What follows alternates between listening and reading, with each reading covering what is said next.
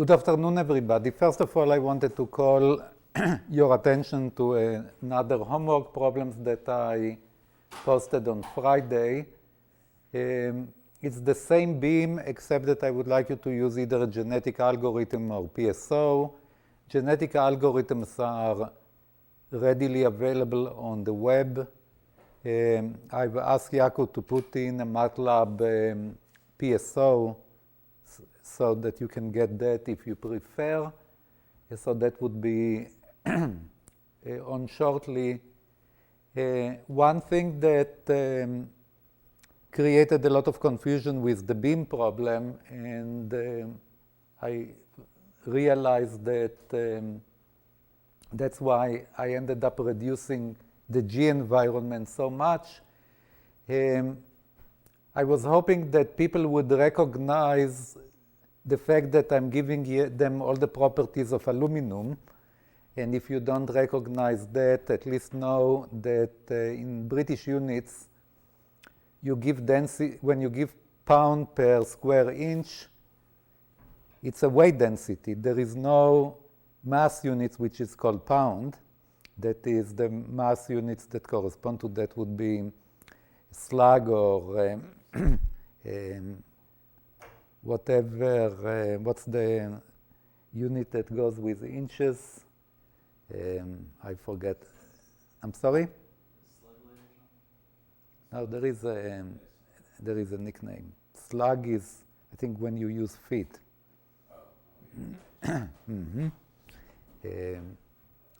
So anyhow, in this next problem, I asked Yaku to give you credit whether you used it as mass units or weight units. But for this problem, I want to make sure that everybody use 0.1 pound force per inch square. Any questions on the homework? Okay, so let's go to today's lecture.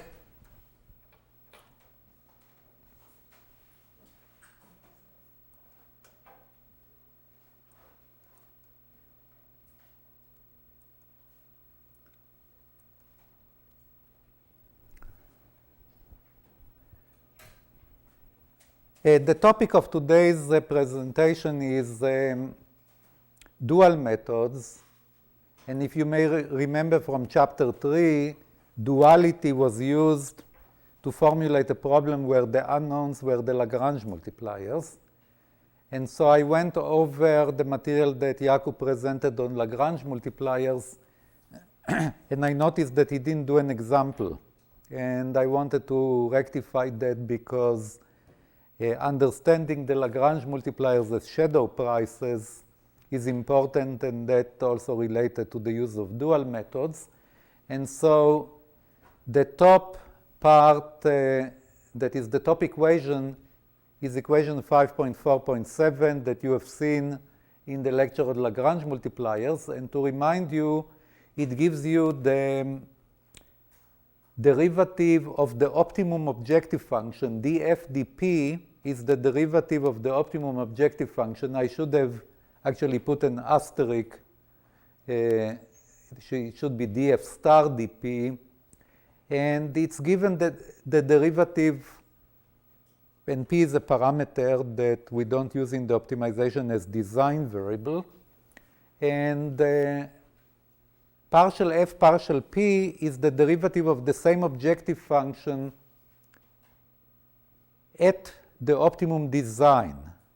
So df star dp takes into account that when you change p, the optimum design variable change. So it includes a component of the direct effect of p on the objective function, and it also includes the effect that when you change p, the optimum will change. And so if I draw it, if this is f for p0, and this is f for p1, that is, or p for delta p, then we want to calculate the derivative that accounts for this distance.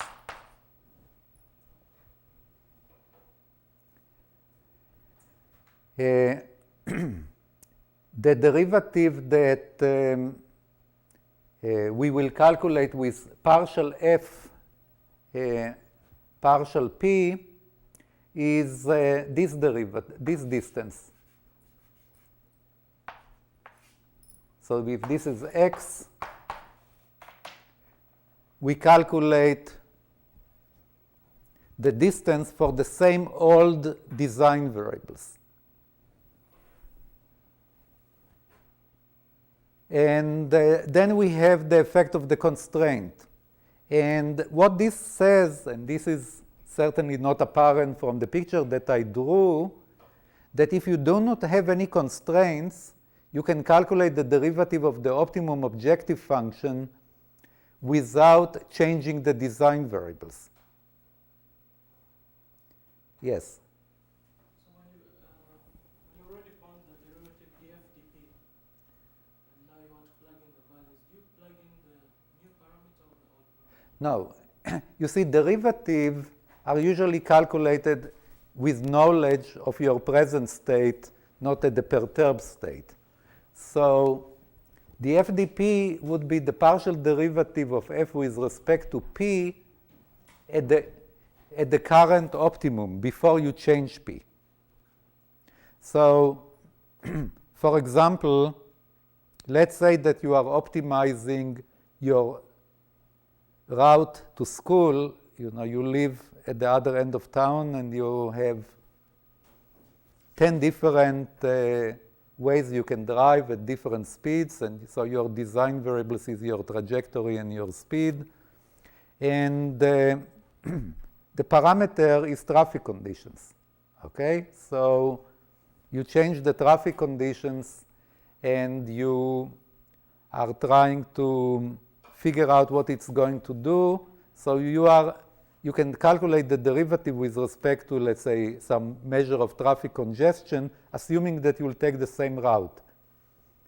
What you'll actually do if traffic becomes congested, you may change your route, and therefore your optimum will change, or the f being the time that it takes to get to school will change, but first order, that is without taking the effect of second derivative, to first order you can calculate it as if you are not changing your design variables. And this is based on the fact that is if you want to prove it, you take advantage of the fact that the slope here is 0. So the fact that the design variable change to first order doesn't have any effect because the function has a 0 slope with respect to the design variable. However, if you have a constraint problem, you are going to have also the effect of the constraint. As you change a parameter, the constraint is going to become more or less critical. And this is the example that I'm going to do. That is, the example that I'm going to do will focus entirely on that parameter, how making a constraint more or less critical will change the optimum objective function. And the reason that I want to do that is because the Lagrange multiplier is essentially a shadow price of that constraint, and I want to drive that point home. So since I'm going to estimate the effect of a finite change in a parameter, I took this equation and I wrote it for a finite change in p, that is delta f star is equal, so here I had the star, I should have had it also here. Delta f star is partial f partial p delta p, and then lambda. Does anybody remember what the vector GA stands for? That is what the A stands for? Active. So the only constraints that have an effect on the optimum value are the active constraints. And this is again where the derivative, you can have a constraint which is an epsilon from being active, and according to this formula, it doesn't have any effect, while in practice, as soon as you change p, it can become active. So this formula is good only for extrapolating up to the point where new constraints become active. And if you look at the information that you get from Excel, it tells you that. It tells you how far you can change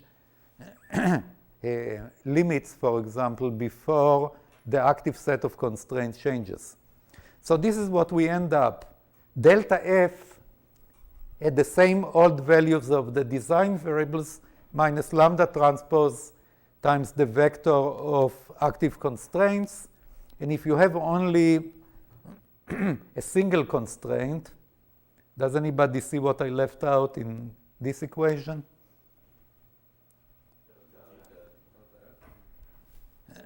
I should have had the, strictly speaking, delta GI, except that at the optimum, since it's an active constraint, then GI was 0. So I can get away without the delta.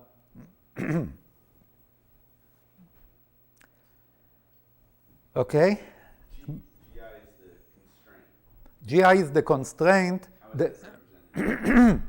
So we write it, our standard procedure in this course or in the textbook is writing the constraint as G larger than 0. If it's active, then you are going to have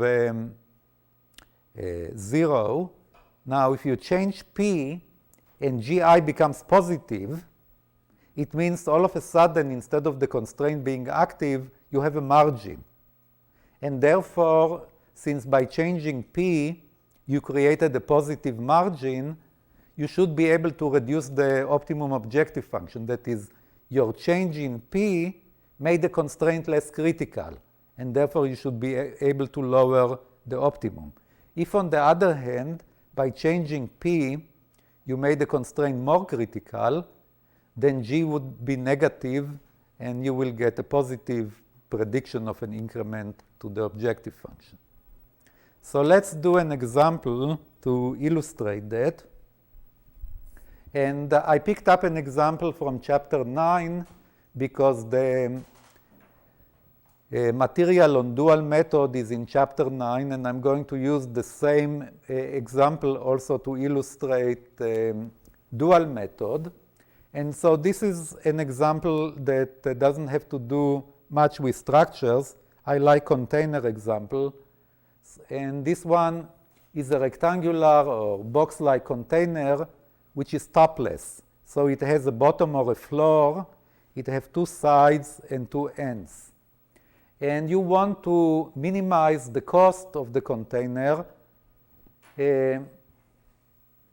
requiring that it has a volume of at least 125 feet cube. And I picked up this 125 because it has a cubic root. So you can start with a cube-like container, which is 5 by 5 by 5. And the sides are cheap. They cost $10 per feet square. The ends at the floor are more expensive. The floor because it has to carry more load, and the ends because maybe when you empty the container, you have to haul it up using the side, using the ends. And so it has a very simple objective function f 20, x2, x3. Well, could anybody tell me what x1, x2, and x3 are? Yeah, but which one is which? That is, what is the floor, for example? x1, x2. So I picked up the natural ways. x1 and x2 are in the plane of the floor. x3 is the height of the container. And this is the objective function. And the constraint is that the volume should be at least 125. And so we write the Lagrangian function, which is the objective function minus lambda times the constraint. Here I wanted to warn you that by now, maybe 60 or 70% of the people that use Lagrange multipliers use constraints as defined to be smaller than 0 rather than larger than 0. And does anybody know what it does to the Lagrangian?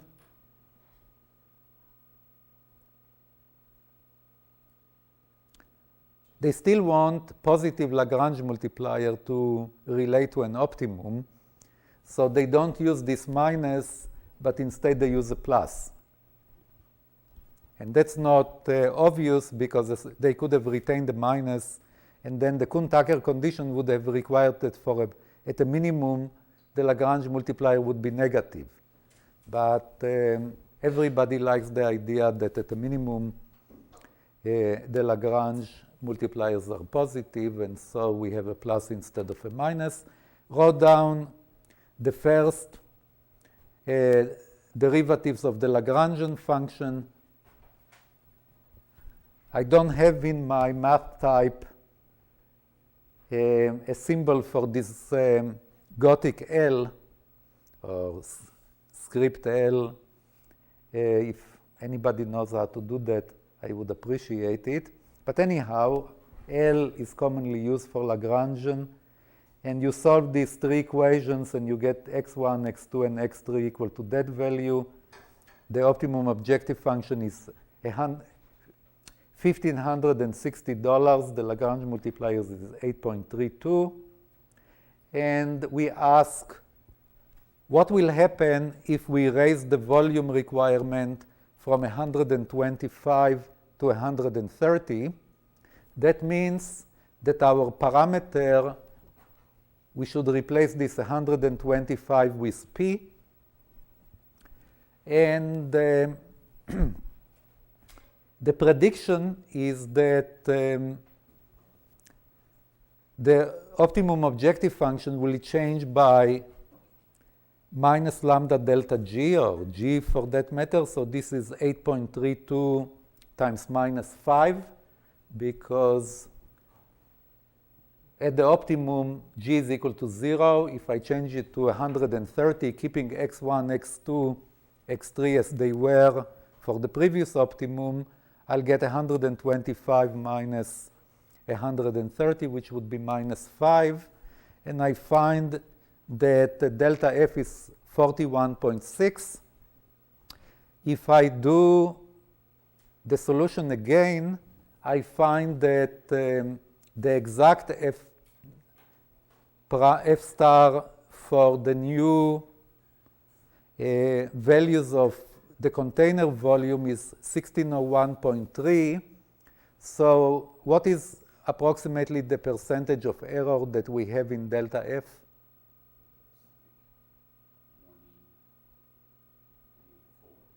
I'm sorry?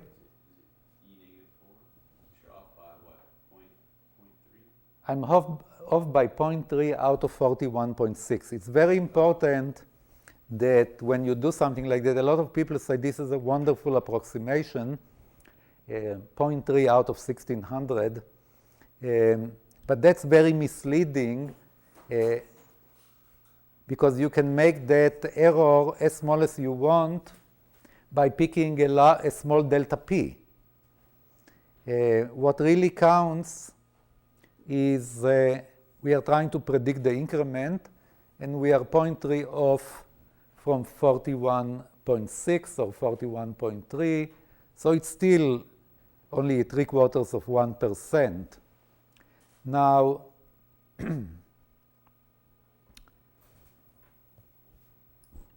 a bit of physics. Remember the Coiter paradigm. You shouldn't be solving a problem without knowing the solution. So if you look at this problem, and I wanted to, if you raise the volume by from 125 to 130, actually the physics dictate that I can predict exactly what will happen to the cost without going through the rigmarole of rewriting those equations and solving them again.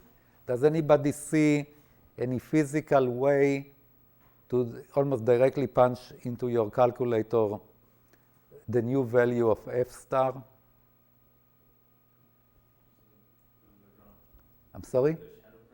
No, the shadow price is an estimate. I'm talking about the exact value. That's what I did. I didn't actually resolve this equation.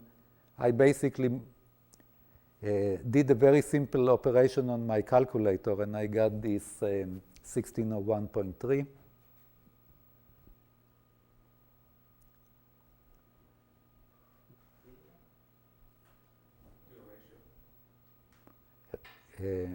A ratio is approximate, but certainly the 130 over 125 is 4%. And when I change the volume by 4%, you see that 4% of 1560 would have been 62 rather than 41.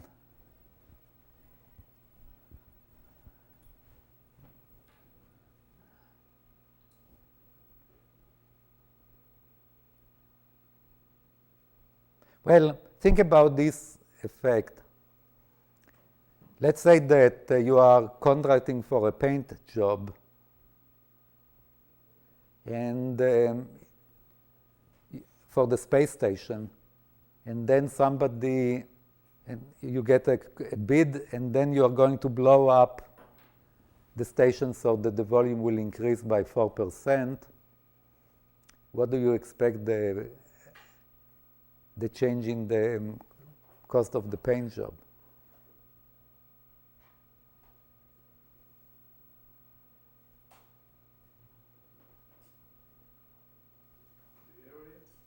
Yeah, what do you expect the change in area to be when you change the volume by 4%?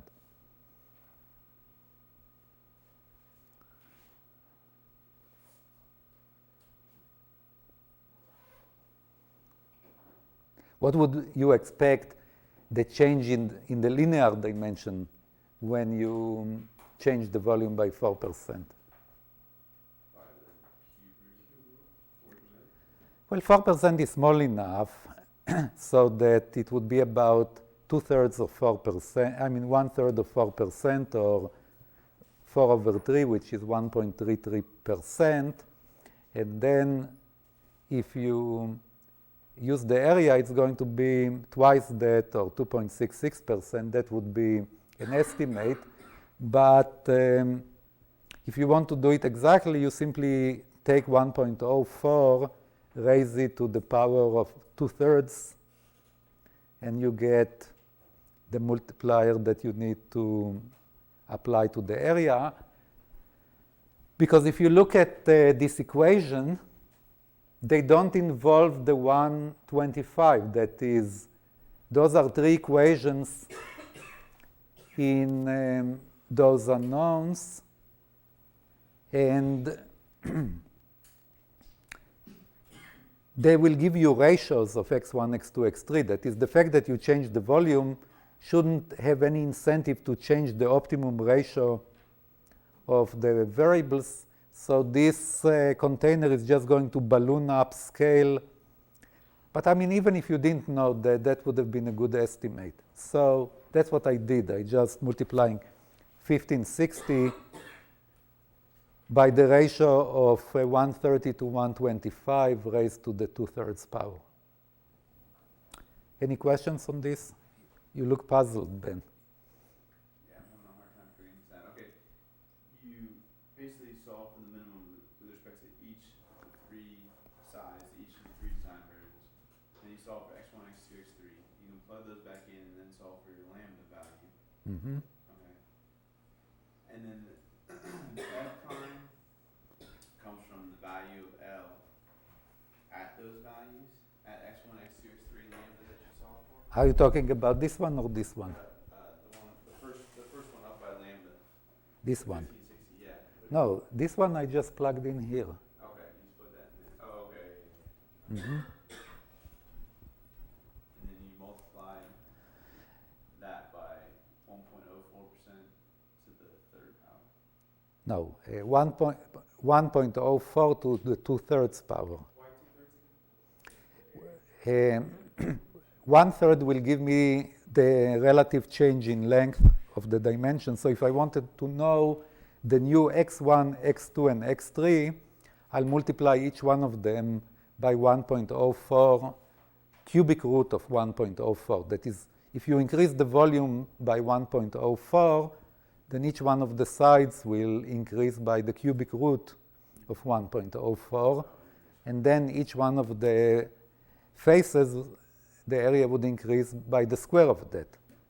So I did proportions of 125 to 45, 45 being the total cost of F if everything is 1 equal to 130 over X.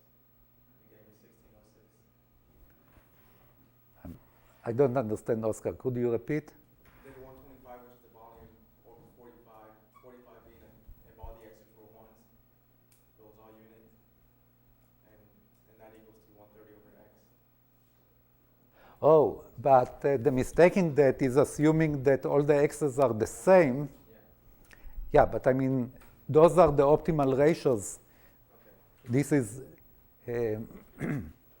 the ratio between this one is 2 to 3, and the ratio between this one and the last one is 3 to 4.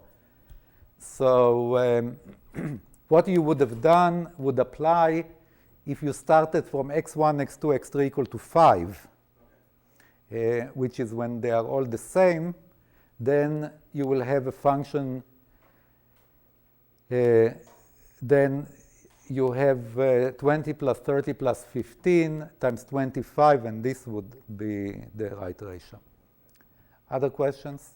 Yes? Is it implied that you took the derivative of L with respect to lambda as well? No, I don't take the derivative of L with respect to lambda. The Kuhn-Tucker condition also required that the constraints are active. So That would give you the same thing. right. Yes. Another question? Yeah, actually, that's a good comment because a lot of people like to write it formally as the LD lambda equal to 0. But the true condition is that lambda times the constraint has to be 0 if you remember the Kuhn-Tucker condition, which means either the constraint is active and lambda can be non-zero, or the constraint is not active and then the shadow price is equal to 0. How do we know that in this case the constraint is active without solving the problem?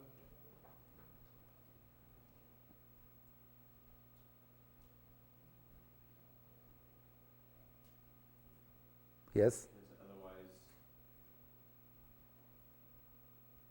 I'm not sure how else would you get a design. If it wasn't active, the solution would be x1, x2, x3 equal to 0, right? I mean, I don't need this function.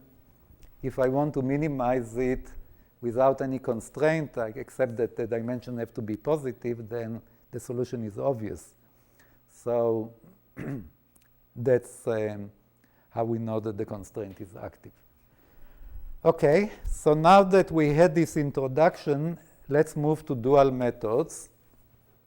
This course is called Structural Optimization, and this presents a bit of a dilemma. On the one hand, I would like to teach you optimization methods that are applicable to other fields, but I want to concentrate on structures, and dual method is one example where, to the best of my knowledge, even though these methods are applicable to any field of engineering, for some reason they are used almost exclusively in structures. That is, personally, I don't know of any other applications. I'm sure that there is one. It's just that in my 30-some years in the business of optimization, I've never run into it. So it may be a matter of history, but here is the Lagrangian, and we have already seen a dual formulation for the case where the objective function and constraint are linear, and the Fock dual is one which applies for nonlinear constraints, and it basically says you want to do a two-level optimization problem. You are going to take the Lagrangian and you want to minimize it over X in some big box C that you are sure contains the design space. C can be any convex domain that includes in it the design space. So what you do there is for any given value of the Lagrange multipliers, you minimize L. And this is unconstrained minimization, except that you have to stay in this big box. When you do that, then the Lagrangian or the minimized Lagrangian become a function of lambda alone. And then at the upper level, you will minimize lambda. So if you are doing a numerical search, you will get some values for the Lagrange multipliers. For those values of the Lagrange multipliers, you will minimize the Lagrangian with respect to x, and that will give you the objective function. Now you will change lambda a little bit, repeat the process, and see if the objective function went up or down. If it went up, you are moving in the right direction. If it went down, you are moving in the wrong direction. So you could use PSO or any other method. And it's a two-level optimization problem. And you can ask, why would I want to do a crazy things like that? That is, the original optimization problem has only one set of variables, the x's. What's the advantage of converting that to a two-level problem? One obvious advantage is that at the lower level you don't have any constraints, except that for the fact that you are in a big box. And the upper level, you also don't have almost any constraint. The only requirement is that your Lagrange multipliers are non-negative. So each one of those optimization problems is mildly preferable to the original one, but it's still a level of complication such that hardly anybody, except for structures type, uses this approach. And so I'm going to explain why in structures problem there is a tendency to use that. And when we study topology optimization, I think that we'll have one of the examples where it's still quite common. And this is for the special case where both the objective function and constraint are separable. A separable function is one which could be written as the sum of functions of a single variable. Those single variables can be very complicated. That is, they don't have to be linear or quadratic. They could be exponentials or sine. So for example, sine of x1 plus e to the x2 is a separable function.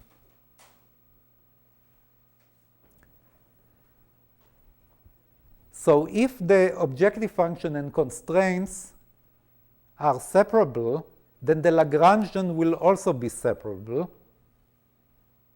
And if you go to the lower level minimization, so what is the advantage of having a separable function? If you do a regular optimization, the advantage is not that great, because when you change a variable, you change both the objective function and constraints, so that introduces coupling, so you cannot change them one at a time. But with the dual formulation,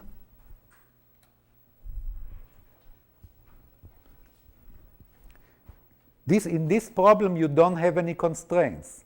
So you just want to minimize a function with respect to x.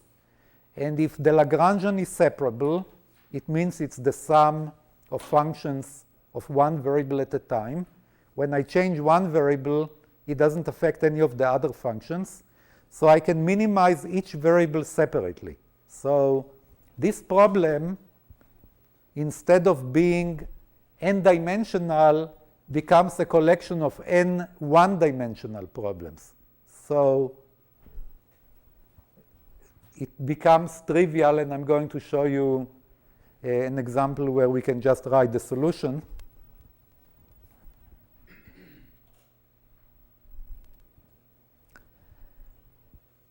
And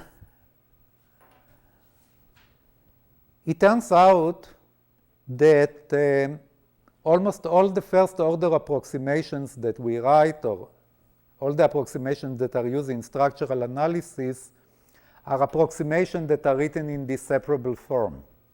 So once you approximate the problem, you can solve it using this dual approach. And not only that, but the most popular approximation, maybe 25 years ago, was one where the solution is particularly easy to do analytically. So we are going to see that in a moment.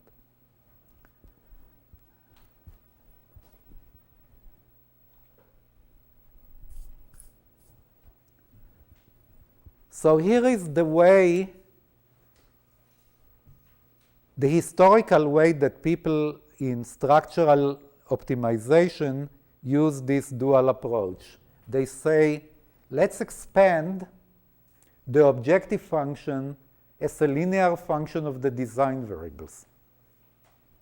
And that was motivated by the fact that the structural problems that were done mostly 25 years ago, the design variables were the areas of cross-sectional area of trusses or of frames, or the thicknesses of plates, so that the weight, which was the typical objective function, was a linear function of the design variables. So this wasn't even an approximation, it was exact.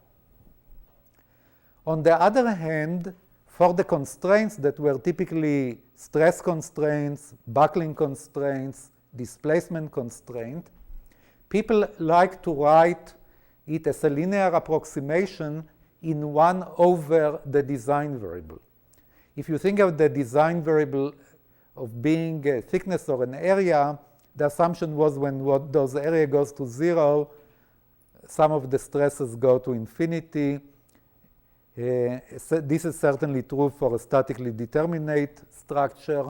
So this so-called reciprocal approximation was very popular at the early days of structural optimization. And so people wrote that. And the F0 and the Fi, the G, the constant that you have here are written very easily in terms of the values of the function and derivatives. So I collected them for you here.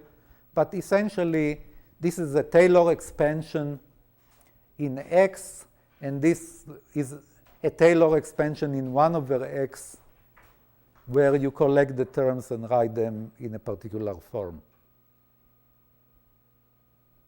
And I wouldn't have bothered giving you this lecture in history, except that this type of an approach is still used substantially today.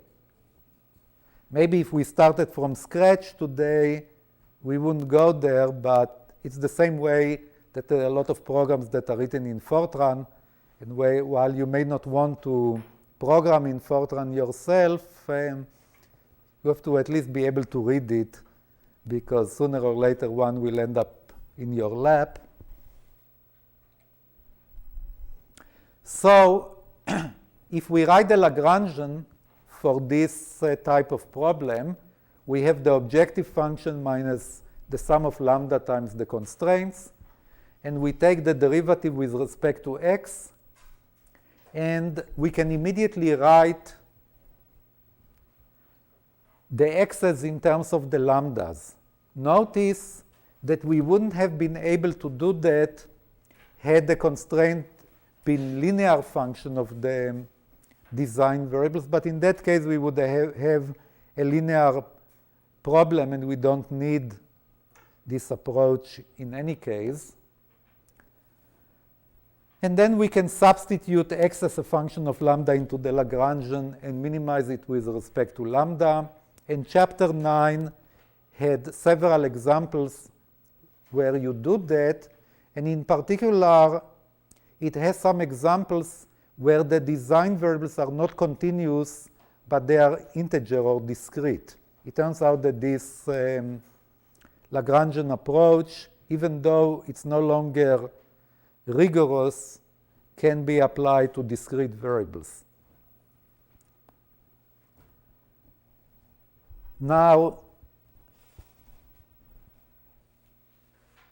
even with that strong motivation of history and the present, there is some chance that I would have given up and not bothered to do chapter 9, except that there is one aspect of dual method which is extremely useful to any optimization problem that you have under a special set of circumstances, which happens a lot.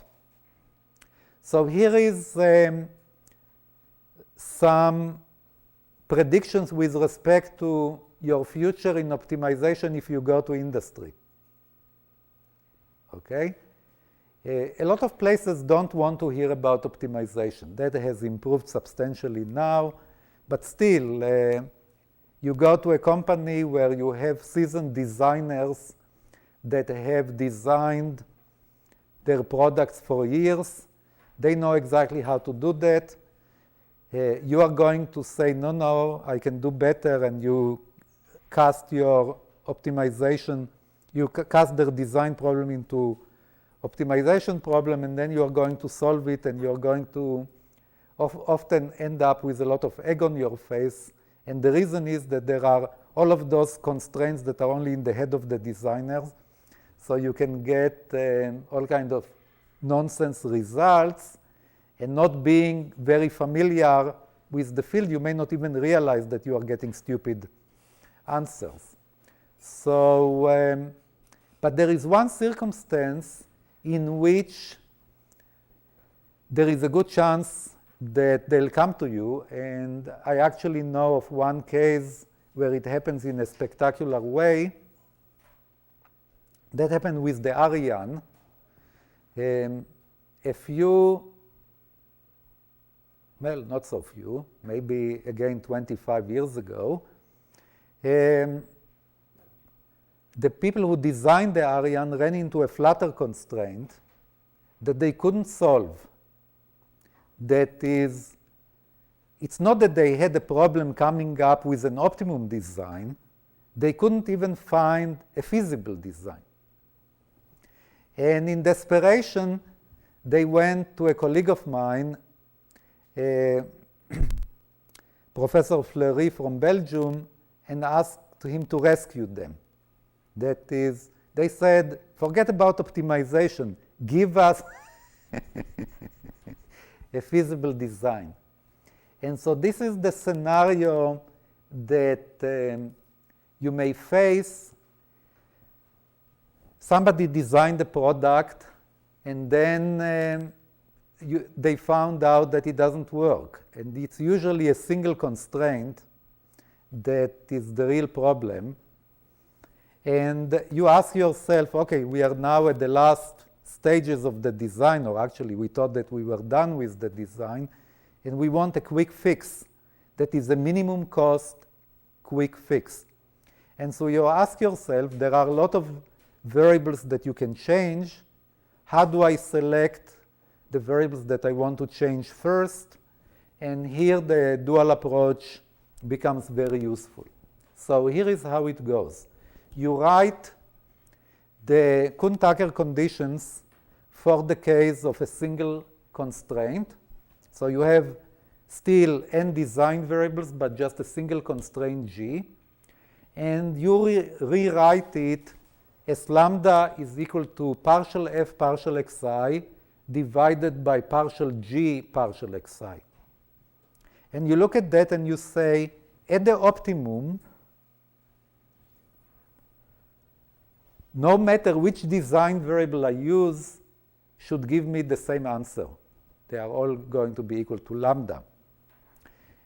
And that sounds fairly remarkable. Why should they all be the same? And then when you look at it closely, you say, what does that mean? and you say this is the cost effectiveness of managing the constraint with different design variables.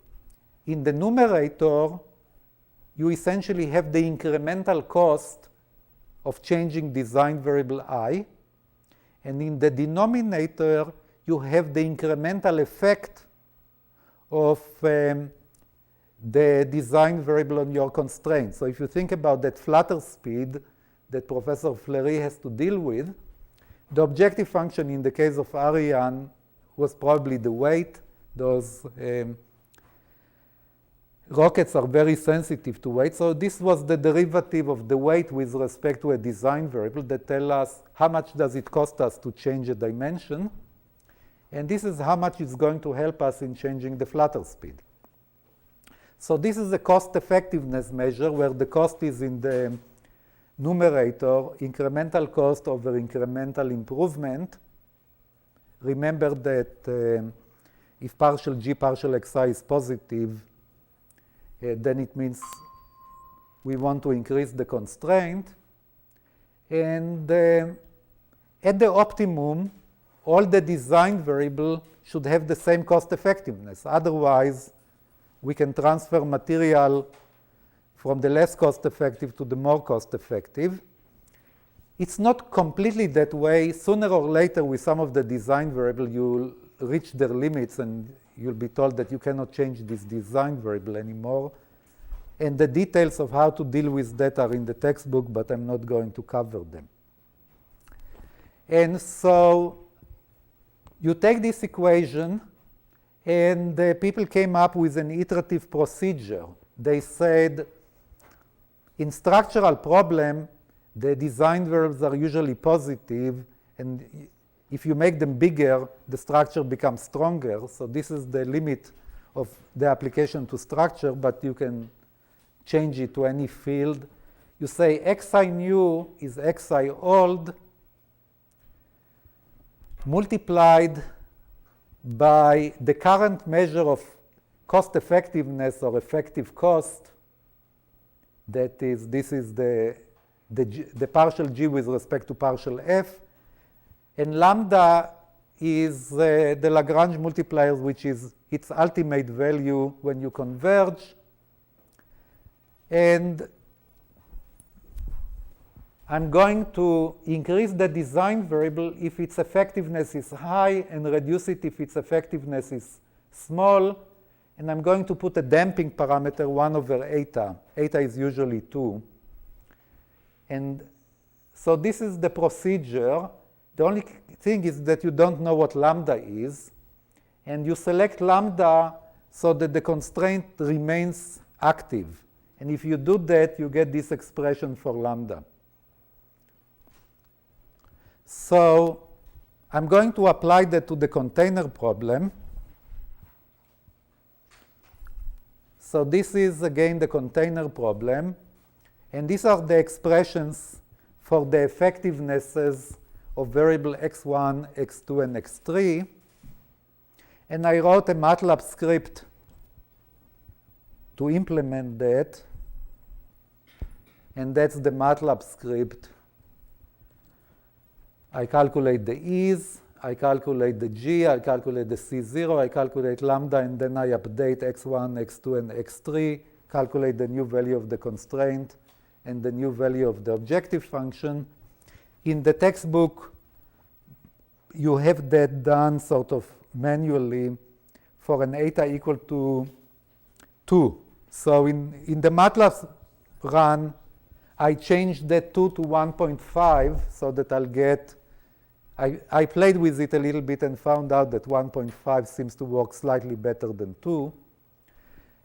And so here is what it did. I started with 5, 5, 5, and it changed, after one iteration, it went to 4.86, 5.75, and 4.53.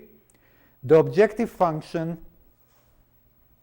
went down from 1625 to 1602, but the constraint showed the violation of 1.8. That is, instead of having 125, the constraint didn't show violation, it showed a surplus of 1.8. So that means that I can reduce the objective function further. The next iteration reduce the objective function to 1578 and the margin to 0.754, and 2 more iterations are given here. After 4 iterations, we are down to 1563. That is only $3 away from the optimum, and the margin was reduced to 0.14 square foot. I mean 0.14 cubic foot. Any questions? Okay, for next time, this is a review for the midterm. I'm going to post a lot of example problems on the web page before class. So take a look at them so that you'll be able to ask some intelligent questions about them. Otherwise, we will have a very short review. Can you put an announcement on the Vista webpage when Yaakov puts up the PSO? Is he going to actually post a Matlab PSO program? Yes, I'm either post it or give you a URL to get it. And I post all the announcement on the course webpage. So you need to go from the Vista to... You can post them on the Vista, and that way when we go to your site, it comes with a pop-up to us. So we can't miss it. If we want to download like your lectures, it'll come as a pop-up. And it's just something I might want to look into. Okay, I'll check into that. I don't know how to do that, but I'm sure I can find out.